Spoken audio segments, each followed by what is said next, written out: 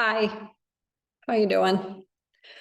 Deb here from Creative Concepts in Occupational Therapy. Welcome to the OT meeting room.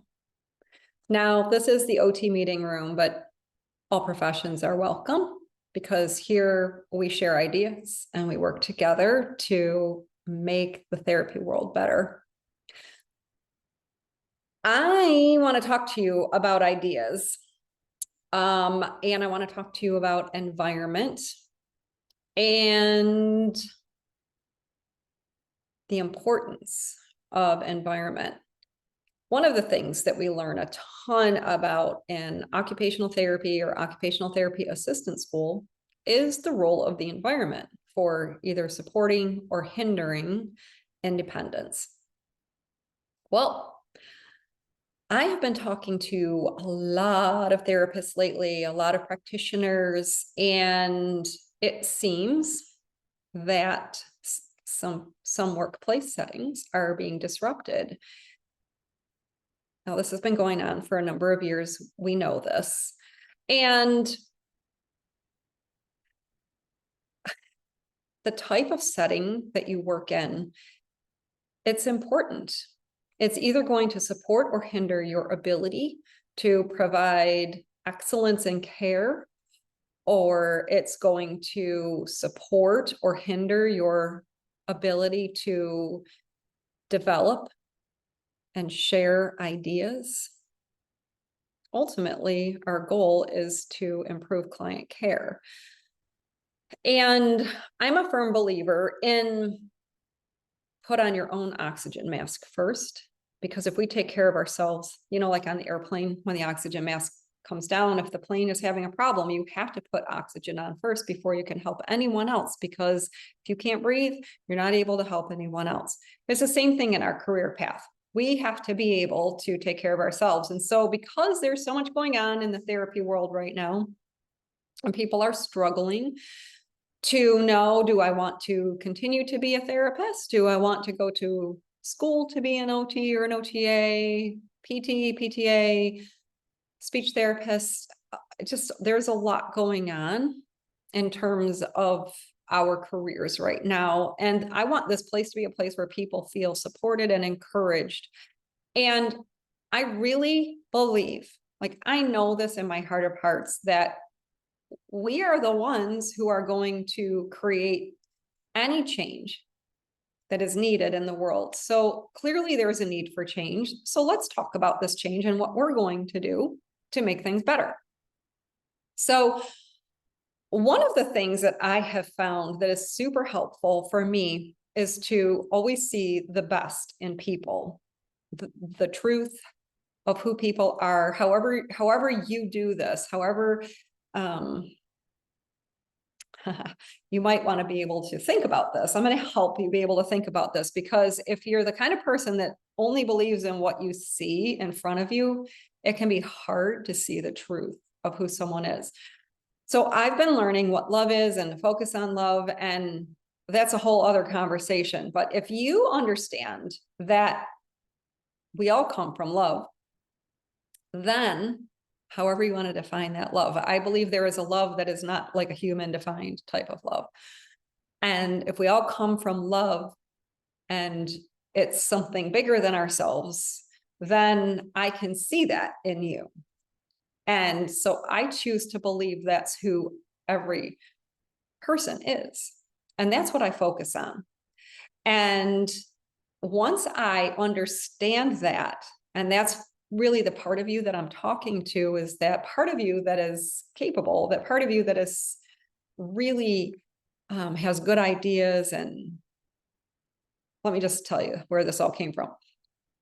So years ago, I was teaching, and my department head always saw the best in me. She saw that about these things. She thought that I could do anything.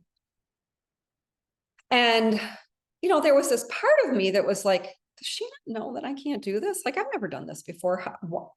But I just did what she asked me to do. We would talk about things. It wasn't just her telling me what to do. It was like us having ideas and saying, do you think we could do something like this? And to be like, yeah. And like, I would tell her the way that I saw things. Like, for example, I saw our college campus as a community where we could provide OT services. And she was like, oh my gosh, that's brilliant. So we started talking about that. And do you know the importance of this is that by the time I left there, we had started providing OT services at the group and population level on our college campus. So there is this whole thing of seeing only the good. And that's what she saw in me. She just saw me as this person that was super capable and could do that. And it really helped increase my confidence. And that's what I would like to do for you is I would like to increase your confidence. I know that you have ideas. I know that you became a practitioner in whatever field that you're in because you thought you could do good and you wanted to help others and you wanted to help make the world a better place. So I want you right now to just get a vision of the idea that you have, get that vision in your mind, feel it in your heart, and let's talk about what do you do with that idea. This is a book that Evelyn, my department head, gave to me years ago when I had an idea. OT services on college campuses, video support instruction, all kinds of things, because I do have a lot of ideas. So what do you do with an idea? The funny thing is, I reminded her of this book after many years and she didn't even remember giving it to me. But it really means something to me. I mean, I keep it right over there with my Marcel the Shell book, which if you're not familiar with Marcel the Shell, I highly encourage you to look up Marcel the Shell YouTube video. It's hilarious. My friend Andrea, who has been on the podcast, and we love Marcel the Shell. So, okay, here we go. One day I had an idea. Where did it come from? Why is it here? I wondered, what do you do with an idea? And I do invite you to ponder these questions and really listen to this, because if you have an idea and you haven't done anything with it, I know that it could be causing you some pain. And I believe that we came here in this path that we're on to share our ideas and implement some of them.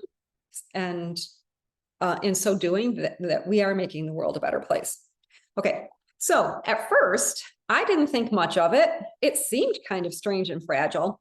I didn't know what to do with it, so I just walked away from it. I acted like it didn't belong to me. There's her pictures.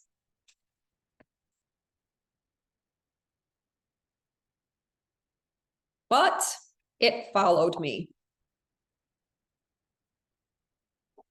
I wonder if you can resonate with that. I worried what others would think. What would people say about my idea? I kept it to myself. I hid it away and didn't talk about it. I tried to act like everything was the same as it was before my idea showed up.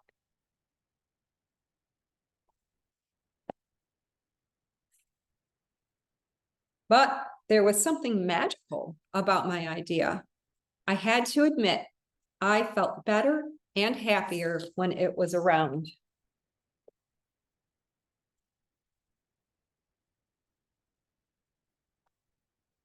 It wanted food.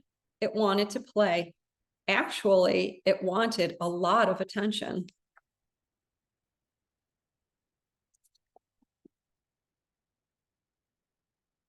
It grew bigger and we became friends.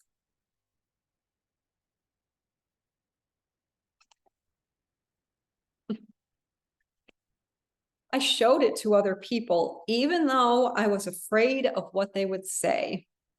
I was afraid that if people saw it, they would laugh at it. I was afraid they would think it was silly. And many of them did. They said it was no good. They said it was too weird. They said it was a waste of time and that it would never become anything.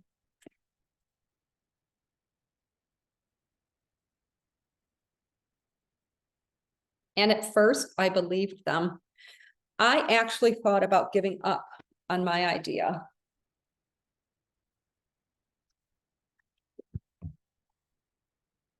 But then I realized, what do they really know? This is my idea, I thought. No one knows it like I do. And it's okay if it's different and weird and maybe a little crazy. I decided to protect it, to care for it. I fed it good food. I worked with it. I played with it. But most of all, I gave it my attention.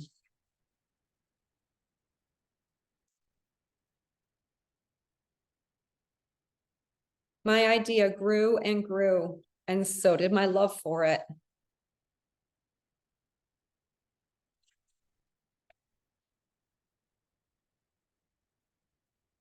I built it a new house, one with an open roof where it could look up at the stars, a place where it could be safe to dream.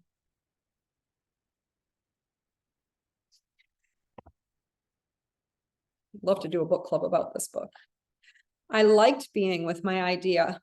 It made me feel more alive, like I could do anything.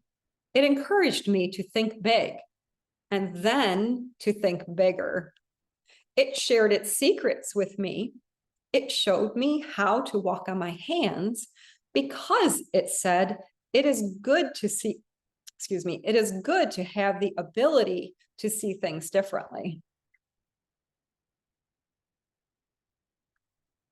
I just love this book. I couldn't imagine my life without it. Here it is. Then one day, something amazing happened. My idea changed right before my very eyes.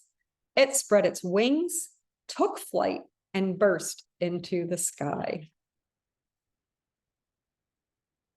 Oh. I don't know how to describe it, but it went from being here to being everywhere. It wasn't just a part of me anymore. It was now a part of everything.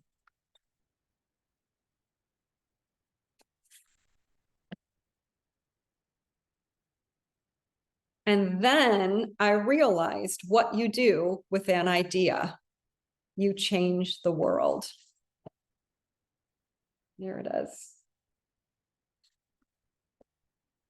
So that's the story.